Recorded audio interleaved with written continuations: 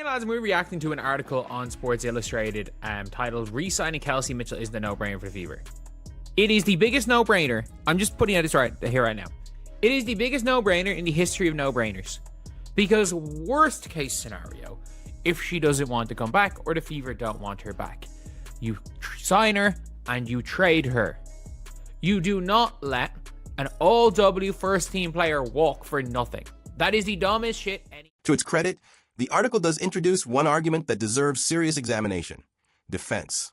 Concerns about Kelsey Mitchell's defensive impact aren't entirely fabricated. She's often labeled as a below-average defender, and when you're building around Caitlin Clark, who is not known as a defensive stopper, the idea of a vulnerable backcourt becomes an easy narrative to sell. On the surface, that concern sounds reasonable. Playoff basketball is ruthless. Opponents hunt mismatches relentlessly. A guard-heavy lineup can be exposed if both players are liabilities on that end of the floor. But once you actually analyze how Indiana used Mitchell last season, the argument begins to unravel. Mitchell didn't hide on defense. She didn't dodge tough assignments. In fact, she routinely took on the most difficult perimeter matchups on the roster. She guarded opposing point guards more than any other Fever player. That matters. You can't criticize a player for defensive shortcomings while ignoring usage context. And the numbers don't support the below-average label either. If league average defense is set at 50% effectiveness, Mitchell comfortably clears that bar. She isn't an elite shutdown defender like Jackie Young or Kalia Copper, but calling her a liability isn't accurate. She's competent, engaged, and capable, especially when paired with proper team schemes. So the real question isn't whether Mitchell is defensively good enough. The real question is whether Indiana can realistically upgrade her position without destroying the offensive structure they spent an entire season developing. That's where the article shifts into speculative territory. What if Jackie Young becomes available? What if Kalia Copper hits the market? On paper, those names sparkle. They represent defensive toughness, championship experience, and two-way versatility. But free agency doesn't happen on paper. It happens in reality, with contracts, facilities, geography, and organizational reputation all playing decisive roles. The article frames Mitchell as replaceable without acknowledging the massive risk involved in chasing upgrades that may never even consider Indiana as a destination. That's not team building, that's wish casting. Before moving on from a proven contributor, you have to answer one simple question. Is the replacement actually attainable? If the answer is no, then the debate ends there. When structuring its roster for 2026. Let's zoom back a bit. Every decision Indiana makes revolve around Caitlin Clark and Leah Boston, their two young star players still under contract, along with whether a player fits head coach Stephanie White's schemes and coaching philosophies. Ironically, if that's what it's about, like if it's about head coach Stephanie White's schemes, you trade both Caitlin Clark and the Leah Boston. I mean that when I say that. You definitely trade Caitlin Clark. If you are building a team to fit Stephanie White's schemes, you trade Caitlin Clark. Like, most people re-signing Kelsey Mitchell the first order. This is where the conversation reaches its emotional core. Jackie Young is, without question, a superior two-way player compared to Kelsey Mitchell. She's a three-time champion with the Las Vegas Aces. She can defend at an elite level when fully engaged. She adds secondary playmaking, physicality, and composure, all things Indiana would love next to Caitlin Clark. Kalia Copper offers a different, but equally compelling profile. She's explosive, downhill-oriented, and relentless defensively. She brings edge, toughness, and playoff intensity. On paper, both players could be seen as upgrades in specific areas. But here's the fatal flaw in this entire hypothetical exercise. It ignores reality. Jackie Young just won her third championship in Las Vegas. She plays in one of the best-run organizations in the league. She trains in a state-of-the-art facility, competes for titles every season, and is treated like the elite professional she is. There is no rational incentive for her to leave that environment for Indiana, a franchise still addressing facility concerns and structural growing pains. The article itself indirectly admits this by acknowledging Indiana's inferior infrastructure compared to organizations like Las Vegas and Phoenix. Until the Fever can offer the same professional standards, they simply aren't pulling established stars out of championship situations. This is how WNBA free agency actually works. Winning environments retain stars. Developing teams must build patiently. Hoping for a miracle defection isn't strategy, it's fantasy. By who? The same people that say Caitlin Clark is the worst defender in the WNBA. Kelsey Mitchell is, no question about it, an above-average on-ball defender. She actually took most teams' point guards last year. Ironically, she's actually played really good defense last year. Truth is, Caitlin Clark is also a below-average defender. Neither of them are below-average defenders. If average is 50th percentile, Kelsey Mitchell's Caitlin Clark is in and around the average. He's in and around a 50 percentile defender. Kelsey Mitchell is a decent chunk over average. There are other free agent shooting guards available, such as Jackie Young, unless she really wants to go, and Phoenix Mercury standout Kalia Copper, who are elite defenders but also offensive threats. Yeah, but never at the same time. Like, that's the biggest problem with Kalia Copper and Jackie Young. When they want to be lockdown defenders, they stop scoring, and when they stop scoring, they stop. When they have their 30-point games, they stop playing defense. That's the biggest problem. Calling it a questionable decision is generous. When Sports Illustrated suggested that re-signing Kelsey Mitchell might not be a no-brainer for the Indiana Fever, the reaction across Fever fandom was immediate disbelief. We're talking about an all-WNBA first-team guard who just played a central role in the most successful season in franchise history. A player who averaged 19.2 points per game while sharing the backcourt with Caitlin Clark, spacing the floor, scoring efficiently, and forming one of the most dangerous offensive pairings in the league.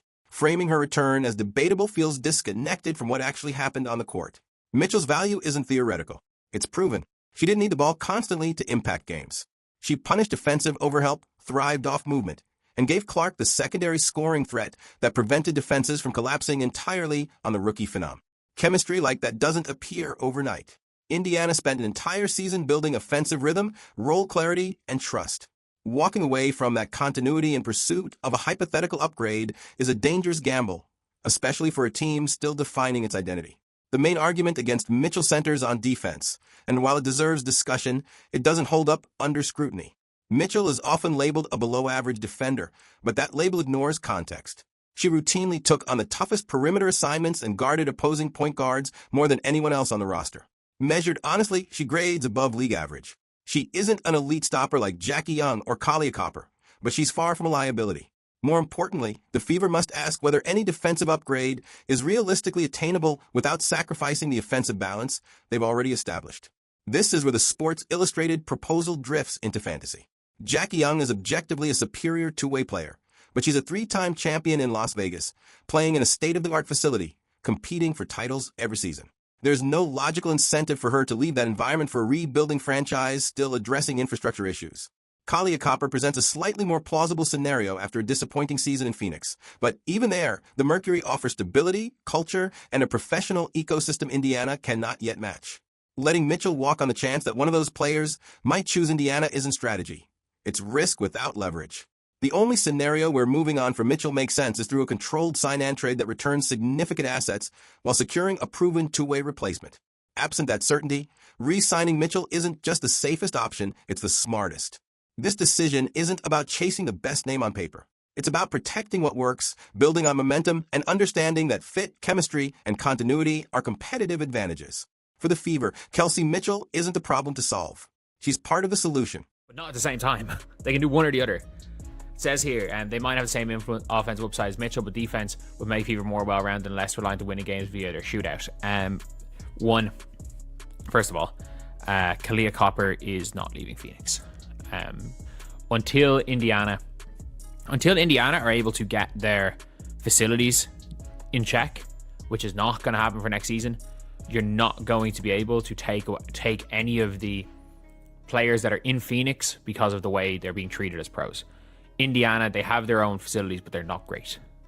You're not going to get her out of Phoenix. Jackie Young has won her third championship. Why the fuck would she want to leave the Aces? That's it. And also, if you don't re-sign Kelsey Mitchell and you're banking on getting one of two players, there are two players. Ultimately, while it is a no-brainer, it's probably the first and correct. Kalia Copper presents a slightly more believable scenario, but only slightly. Her season in Phoenix didn't meet expectations. The Mercury envisioned a veteran trio of Copper, Diana Taurasi, and Brittany Griner dominating the league. Instead, they exited early in the playoffs. Even so, Phoenix offers something Indiana currently cannot: stability. The Mercury have an established winning culture, a dedicated practice facility, and an organizational identity. Despite disappointment, they remain positioned to contend. Copper, Taurasi, and Griner started together all season. That trio was supposed to be the championship core. Just because it didn't work immediately doesn't mean it's abandoned. Leaving that situation for Indiana, a team still defining itself under a new head coach, makes little sense. This exposes the fundamental weakness of the Sports Illustrated argument. It asks Indiana to consider letting Mitchell walk based on the possibility that one of two stars might want to sign there. That isn't roster construction. That's gambling with momentum. Now, this is where the discussion actually gets interesting. There is a scenario where moving on from Mitchell makes sense, but it's not the one Sports Illustrated proposed. If Kahlia Copper genuinely wants to come to Indiana, and if another team is willing to give up serious assets for Mitchell via a sign-and trade, then Fever GM Kelly Krauskopf has a decision to make. Not because Mitchell isn't good enough, but because the long-term math might favor a different structure. In that scenario, Indiana would core Mitchell to prevent losing her for nothing. Then they explore trade options with teams desperate for scoring. Minnesota, holding the second pick in the 2025 draft, fits perfectly. A sign-and trade sending Mitchell to Minnesota for that pick plus a young player could accelerate Indiana's rebuild dramatically. Washington presents another option with the 4th and 9th picks. They need veteran scoring badly. Mitchell could net Indiana high-value draft capital and young contributors like Emily Angsler. This approach isn't about downgrading talent. It's about asset optimization. But it only works if Copper is a lock, not a rumor. Until that certainty exists, re-signing Mitchell isn't just a no-brainer. It's the smartest move Indiana can make.